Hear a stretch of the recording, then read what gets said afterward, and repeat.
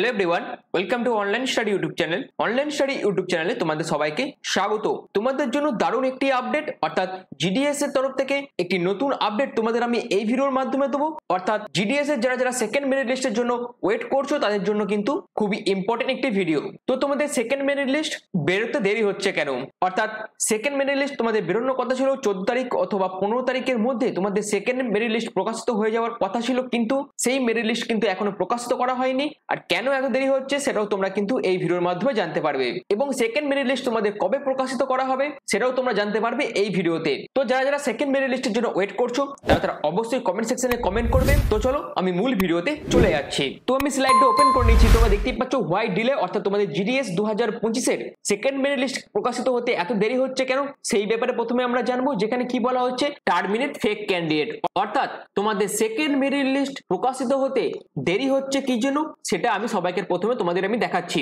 অর্থাৎ terminate fake candidate, যেখানে কি বলা হচ্ছে ফার্স্ট মেরিট লিস্ট যখন রিলিজ করা হয় তখনই কিন্তু ফেক ক্যান্ডিডেটদের টার্মিনেট করা হয়, কিন্তু পরবর্তী যখন মেরিট লিস্ট গুলো প্রকাশিত করা হয় তখন কিন্তু এই ফেক ক্যান্ডিডেটের ব্যাপারটা কিন্তু থাকে না। যত ফেক ক্যান্ডিডেট তারা কিন্তু ফার্স্ট মেরিট লিস্টেই টার্মিনেট হয়ে যায়, কারণ তারা সম্পূর্ণ বেশি নাম্বার দিয়ে আবেদন করে। অর্থাৎ কেউ 100% দিয়ে আবেদন করে, কেউ 99% দিয়ে আবেদন করে। এর ফলে কি হয় না, তাদের ফার্স্ট মেরিট লিস্টের নামটি চলে আসে। এর ফলে তারা যেহেতু ফেক ক্যান্ডিডেট তাই জন্য ফার্স্ট মেরিট লিস্টেই তাদেরকে টার্মিনেট করে দেওয়া হয়। এরপর হচ্ছে ডিভি টাইম কাস্ট সার্টিফিকেট রিলেটেড প্রবলেম। অর্থাৎ অনেকেই আছে ডিভিতে উপস্থিত হয়ে যায় কিন্তু কাস্ট সার্টিফিকেট নিয়ে যেতে ভুলে যায়, কারণ এখানে যে কাস্ট সার্টিফিকেটটা লাগছে সেটা সম্পূর্ণ সেন্ট্রাল গভর্নমেন্টের কাস্ট সার্টিফিকেটের প্রয়োজন হয়, আর সেই কাস্ট সার্টিফিকেটটা কিন্তু ডিভি টাইম নিয়ে যেতে ভুলে যায়। আর এই কাস্ট সার্টিফিকেট যারা বানাতে ভুলে যায় তাদের কি করতে হবে না, আন্ডারটেকিং একটি ফর্ম ফিল আপ করতে হবে। অর্থাৎ জিডিএস এর তরফ থেকে ডিভিশনাল হেডের কাছ থেকে কিছুদিনের জন্য টাইম চেয়ে নিতে হবে, এবং সেই দিনের মধ্যে তোমাদের কাস্ট সার্টিফিকেটটা অর্থাৎ সেন্ট্রাল গভর্নমেন্টের কাস্ট সার্টিফিকেটটা বানিয়ে নিয়ে আবার পরবর্তীকালে তোমাদের যে ডিভিশনাল হেড আছে তার কাছে শো করাতে হবে এবং কাজে জয়েন করতে হবে। আর এই কারণে কিন্তু অনেক ক্ষেত্রে ডিলে হয় রেজাল্ট বেরোনোর ক্ষেত্রে। 3 নম্বর পয়েন্টটা কি, সেটা হচ্ছে মিসম্যাচ রিলেটেড প্রবলেম। অর্থাৎ অনেকেই আছে এডিট উইন্ডো ওপেন হয়ে যাওয়ার পরও তারা তাদের ফর্মটিকে সংশোধন করে নেয়নি, অর্থাৎ ফর্মের মধ্যে যে ভুলগুলো ছিল সেইগুলো তারা ঠিক করে নেয়নি। এর ফলে কিন্তু একটি প্রবলেমও দেখা যায়, এবং পরবর্তীকালে যখন ডকুমেন্ট ভেরিফিকেশনের টাইম যাচ্ছে সেই ভুলগুলো কিন্তু চোখে পড়ছে অরিজিনাল ডকুমেন্টস যখন চেক করছে তখন। তো সেইগুলোকে সংশোধন করার জন্য কিন্তু সেম আন্ডারটেকিং ফর্ম কিন্তু তোমাদের ফিল আপ করতে হবে।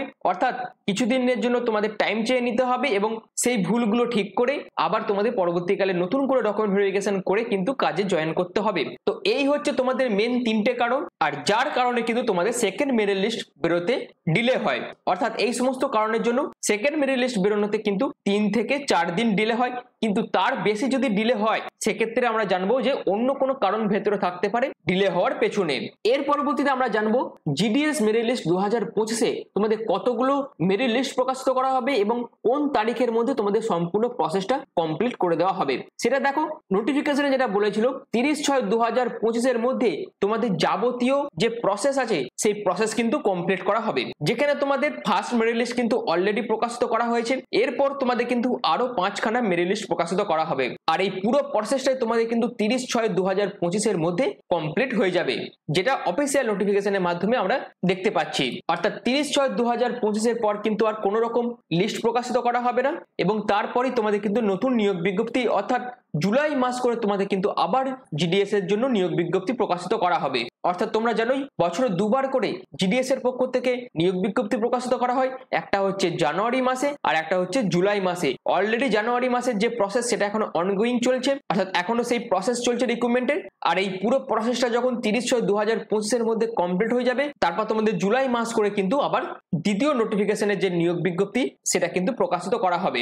এবার দেখবে কিছু প্রিভিয়াস ইয়ার ডেটা, যেখানে GDS online engagement schedule 1 July 2024 যে নিয়োগটি হয়েছিল, যেখানে তোমাদের প্রায় 44,228টি মতো শূন্যপদের জন্য নিয়োগ বিজ্ঞপ্তি প্রকাশিত করা হয়েছিল, এবং এখানে তোমাদের আবেদন প্রসেস শুরু হয়েছিল 15 জুলাই থেকে এবং আবেদন চলেছিল 5 আগস্ট 2024 পর্যন্ত।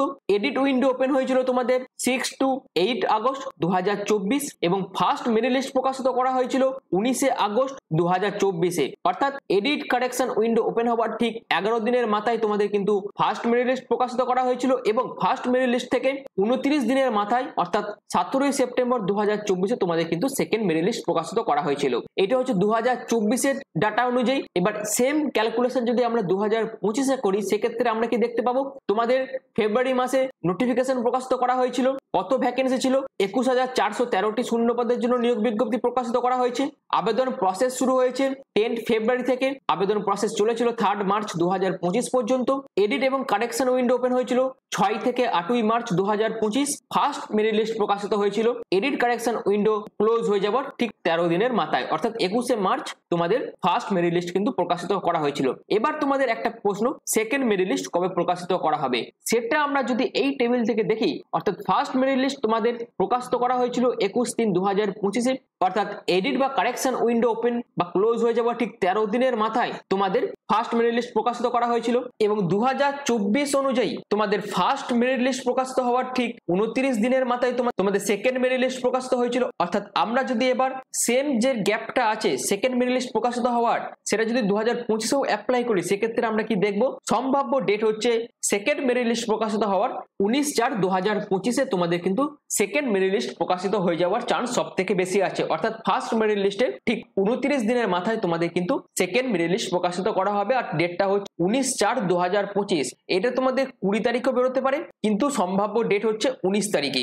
এটা হচ্ছে 2024 ডেটা অনুযায়ী। এর পরবর্তীতে যদি আরো ডিলে হয় সেক্ষেত্রে আমাদের জানতে হবে হয়তো জিডিএস এর মধ্যেই কোনো ইন্টারনাল কিছু প্রবলেমের জন্য মেরিট লিস্টে প্রকাশিত হতে দেরি হচ্ছে, কিন্তু সম্ভাব্য ডেট হচ্ছে 19/4/2025। কিন্তু এই মেরিট লিস্টে তোমাদের প্রকাশিত হয়ে যেত 14 থেকে 15 তারিখের মধ্যে কিন্তু হওয়ার কথা ছিল, কিন্তু সেটা যেহেতু হয়নি, যদি 2024 ডেটা দেখি সেই অনুযায়ী তোমাদের সেকেন্ড মেরিট লিস্ট 2025 ক্ষেত্রে প্রকাশিত হওয়ার ডেট হচ্ছে 19/4/2025। আশা করি এই ডেটের মধ্যেই তোমাদের সেকেন্ড মেরিট লিস্ট কিন্তু প্রকাশিত হয়ে যাবে।